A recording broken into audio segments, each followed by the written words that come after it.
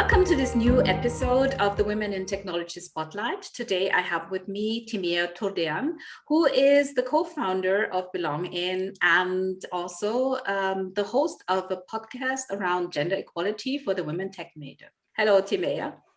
Hello, hi, and nice to meet you. Thank you for joining me today, Timea. My first usual question is, tell me a little bit about yourself. Right, so I'm at the moment living in Vienna. That's for about 11 years already. Time flies. Yes, it does. Originally from Transylvania, from Romania. And I decided to move for my master's to Vienna 11 years ago. And then life happened and I sort of stayed. Even though I wasn't thinking like you are at the beginning of your career and life where life leads you in the future, but now I'm really comfortable to say that I laid roots in Austria, in Vienna, and I'm going to stay. Great. So 11 years already in Vienna, but you come from Romania. Maybe you tell me a little bit about your educational background, because you came here obviously for the master's, but Yes. and you studied at the technical university as far as I know. But back in Romania, what did your life look like? Did you already start with IT when you were really young? Are you one of those women who were always really interested, or is this something that happened? I always like to tell it in this way. In high school, I had a teacher. She was our informatics teacher. It was a woman, and she was the most jolly person of the whole high school. Right, so she was seen also in general as a very kind and good and always smiling kind of a person. And for me, that meant that she definitely enjoys her job and what she's doing, teaching and knowing informatics. She inspired me actually a lot. And unconsciously at that age, it set the tone basically of what I thought career in IT would look like, right? So she was definitely a very important milestone in my life. But before that, it all happened, I suppose, and it starts with the parents at home. And my dad, for example, he's into electronics and he has his own workshop at home. So for me being around open TV sets and screwdrivers and measuring electricity and tension and whatever, transistors and all that stuff was normal, I would say. And I would hang out there in the workshop of my dad and always touch what he said I shouldn't touch. But also very fascinated by the motherboards and the fact that they had this relays and it was all green and it looked like a highway, right? I was like, what is that for? And yeah, I kind of grew up around technology, I would say. I was never shy of, helping my dad unscrew the TV or put back the screws on something or be nosy around what does this do? Why does this have 3 stripes? Why are they different colors? So in that sense, I was not... I see. So you, from an early age, you had the opportunity to look into things, understand how they work. Your father was kind of like a role model or a space where you could discover and find out how things work. And then you had a role model and your teacher who made you feel that IT would be fun. I think that's a very important point. And this is also one of the reasons I'm doing this podcast. I want to show women that working in IT can be fun. So she did a perfect thing there, making you interested by just showing you her fun and her passion for IT. Absolutely. And it was also from my dad, right? That's what he did, and he still does in his day-to-day life and job, and he's passionate about it. So I suppose I am very attracted to people who have a purpose or find a purpose in their profession. Spoiler alert, one of the reasons why I'm into entrepreneurship as well, probably, if I reflect on it more. Yeah. Also at the same time, so in the family, tone was set that it was okay to be around technology regardless of gender. Also, I was very interested in mathematics. I was really good in high school in mathematics. Not that it's necessarily a requirement to study IT, I believe, nowadays, but it was encouraged more. The fact that I had this inclination towards also science, I suppose, and it wasn't in any way discouraged through the teachers, for example, which is something that I hear that happens here in Austria sometimes. So actually, all the puzzles kind of had to fit. And then I started university, my bachelor in Cluj-Napoca, back in Transylvania, and we were 50-50 in our bachelors in computer science, 50% girls, 50% boys. And that was for me normal. And in high school, we were also 50-50 in informatics, mathematics. That is quite unusual for if you look at Austria, for example, we have a totally different situation. So which brings me to my next question. How did you experience going from this environment where it was normal to be around technology, where there was a 50-50 split between women and men, and then you came to the technical university, and I know that it was different there. Yes. It was a bit of a shock. I suppose, now that I think about it, even more so. To be honest, when I moved to Austria for the master's and I focused on Wirtschaftsingenieurwesen Informatik, which doesn't even exist anymore, it's business engineering and computer science. I did have the opportunity to take some advanced courses, for example, in programming, and that one particular course was where I was that was the moment I was really shocked. I was like 2 girls in the whole amphitheater full of boys. It was very unusual for me, because usually in Romania, you take this equality for granted, actually. And even more so when I moved to Austria, and I noticed at the university that they have courses like gender equality, sensibilization trainings, or courses or awareness. I was like, this is such a first world country problem. Like, don't these people have something other to solve? And then it dawned on me that why that even existed. That's an interesting observation I made, talking to women who come from previously what we called Eastern countries like Romania, that there seems to have been much more equality in terms of women and men in science and technology, and that we are actually lagging behind. And I can imagine that coming from such an environment, you might think, why are they even talking about this? Yes.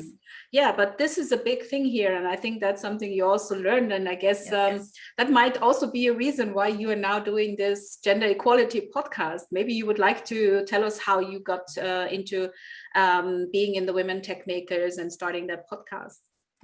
Sure. And you're right, it is one of the reasons. Still is to date. So while in my student life back in Romania, I started to get involved in volunteering organizations, student organization at that time. For example, ISEC and BEST, these are quite known. And when I moved to Austria, I sort of did the same. And I definitely, up to date, I volunteer, right? So in my past, 13 years, in parallel to studying, in parallel to working part-time or full-time, I always volunteered. And I always looked for communities where I can make change. And Women Tech Makers Vienna happened to be that particular place that resonated for me. Probably yes, because once I understood that there is a difference here in comparison to where I was brought up in the culture, and the fact that we were 50-50, I decided that we need to do something about it locally. So Women Tech Makers Vienna was initially founded or brought to the Viennese community 8 years ago.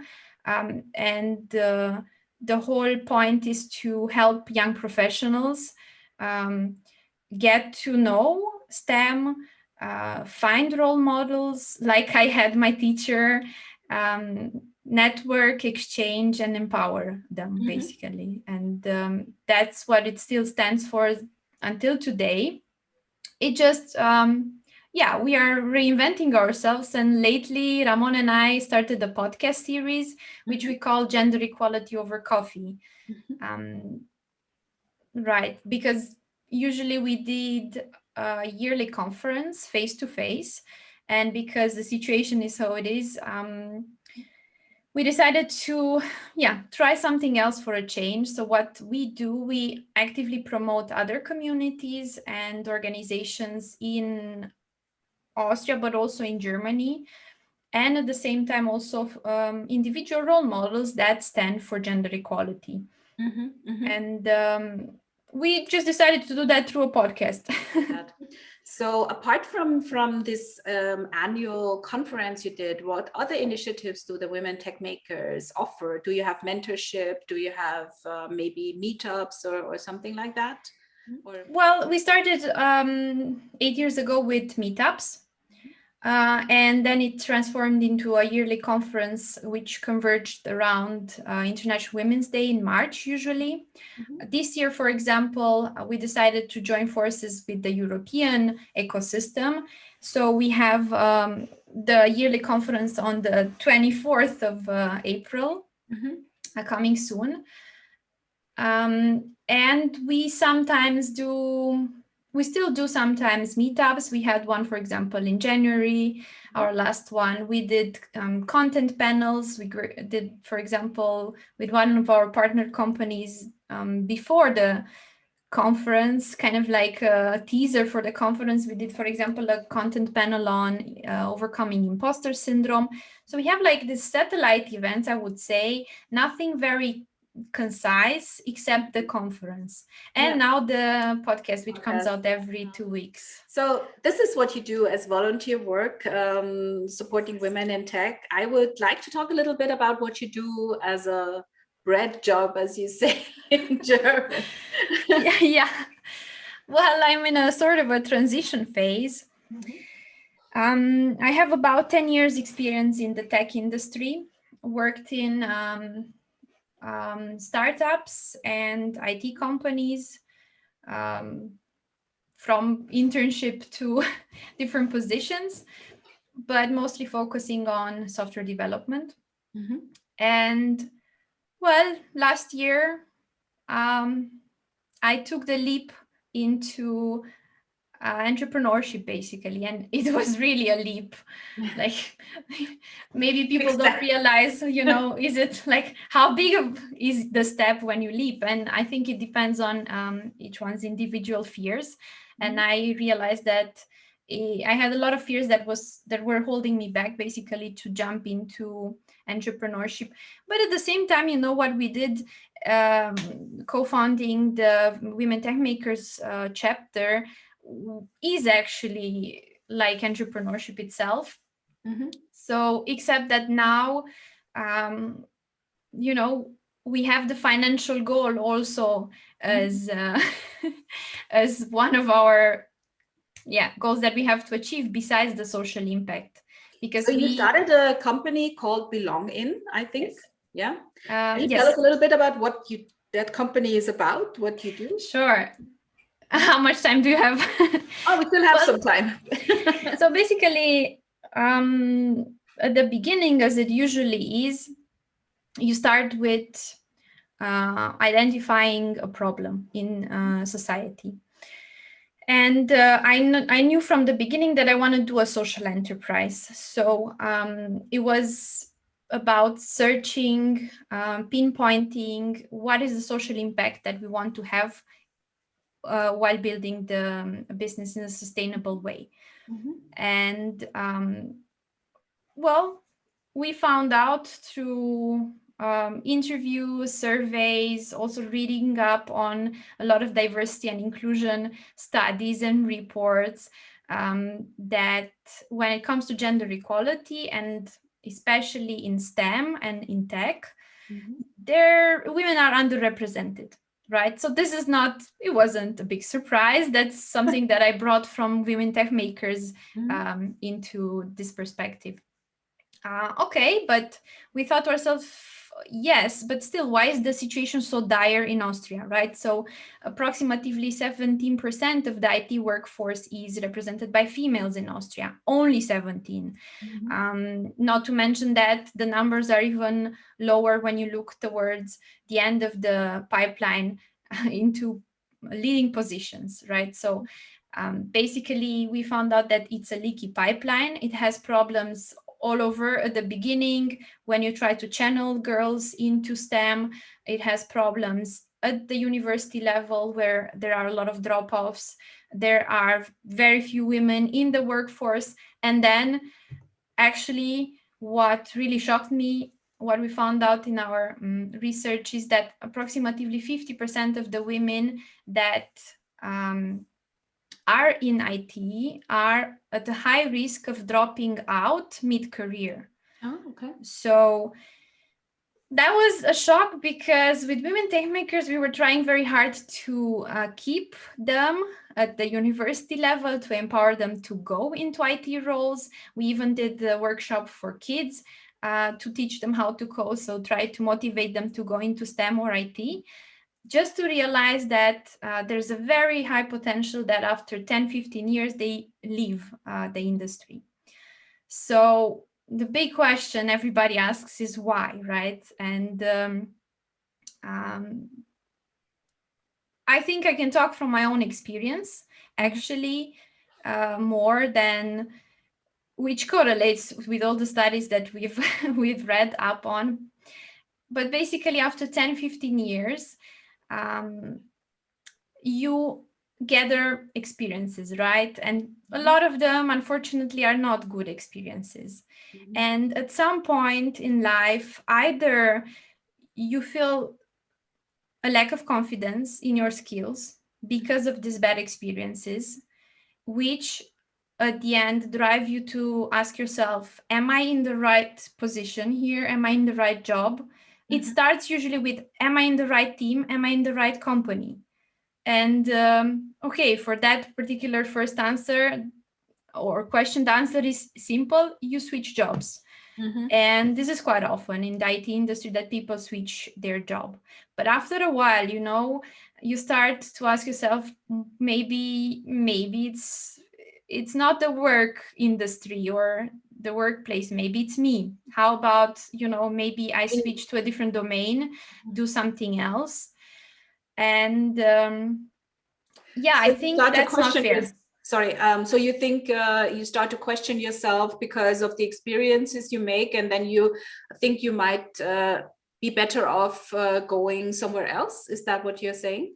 Yes, that's definitely one side of the reason why women have a higher percentage or are at risk to leave the industry. This is at least my story. I see. I love tech. I love, and I'm passionate about the fact, just when I think about the fact that you write a line of code and then it magically does something for you. That's absolutely amazing for me, right? I just have to sit with my mind in front of the computer and create and build. And oh my God, what humans can create and build with technology is absolutely fantastic. And still, this constant, like, am I good enough? Maybe I'm, instead of volunteering for women tech makers, I should volunteer in open source so I can sharpen my skills. Or, maybe I shouldn't be interested in climbing in my free time, but I should be, going at hackathons and sharpening again my IT skills. This kind of approach to the work culture and the constant guessing and second guessing yourself. Also the fact that this second guessing is reflected back through how colleagues perceive you sometimes, or what happens, or even discrimination, and then just it adds up, basically. And this is usually after about 10, 15 years where you start to question if you're in the right place, and then you go and look elsewhere because Yes. because it gets a bit too much. Yeah. Okay. So I understand the problem setting. So what is your company doing in this context? Are you trying to change this? Are you trying to motivate women to stay, or what is it you do? Well, our vision and our dream is to help companies become more inclusive workplaces so that everybody can bring their true selves to work and reach their full potential. It's all about being authentic, having the choice to be your true full self in the workplace. That's the big vision. However, the mission that we are on right now is to reduce the number of women who leave the tech industry mid-career, try to reduce it from 50% to 35, 40% in the next 10, 15 years. This is on the social... Absolutely, but I think it's not impossible. Yeah. And this is our social impact we want to achieve. And then if we achieve this, or even in parallel, move to other diversity aspects on the workforce. For example, age is also, or disability, culture. These are all big points. So Timea, how are you addressing these issues? Are you doing coaching? Are you offering courses? How do you address these issues? What are the tools you use? As it is in startups, it's about finding the good solution, the collaborative approach. So for now, we just landed our first grant that helps us to basically continue with our research. So far, as I mentioned, we've read upon all the study and we focused on what is the problem we want to solve. But the next big research question for us is, does this find correlate to the local Austrian ecosystem? And do the reasons that we found that women leave tech industry, for example, in US, is it the same that the women here in Austria go through? So this is the biggest question that we have to answer. And that's what the funding is for on one side. And then, well, we do have a bit of like some hints and some ideas towards the solution, but that's still to be seen. And at the end of the funding, basically, we have to deliver a market value proposition. I just can't, like, my dream is to create a software solution in the diversity, inclusion, and belonging ecosystem or market, which is up and coming and growing. But it's still yet to be validated if the market here in Austria wants even a technical solution. What is clear to me is that there is a lack of trust between the job seekers, especially the women in tech, and the tech companies, and not just in Austria. And there's also a lack of transparency. There are processes or solutions like employer branding that the companies try to portray themselves or to become more attractive to tech talent in general. But I think that a lot of them do a hit and miss kind of solution. And that is perceived by the job seekers. Any disagreement, misalignment in communication basically causes a question of concern, a mistrust. And that's, I think, because they still have to work on authenticity and definitely on transparency. So I want to, without divulging too much, I believe that the solution should be in any way collaborative, coming from the affected group that we want to positively impact. So it should come from the women in tech, and it should also be accepted by the tech companies here locally, first of all.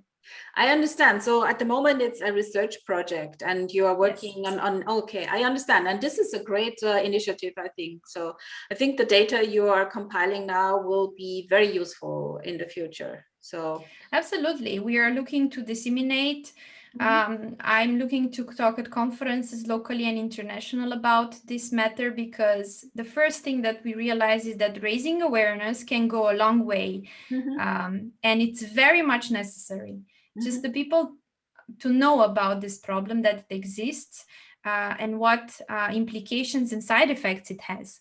Because if these women, for example, leave, that's why we are lacking female IT role models. That's why potentially we are lacking female decision makers in IT companies. So it's a leaky pipeline, and we just chose to tackle it right there in the workplace. Okay, that's so interesting, and that's such a great project. Thank you for doing this.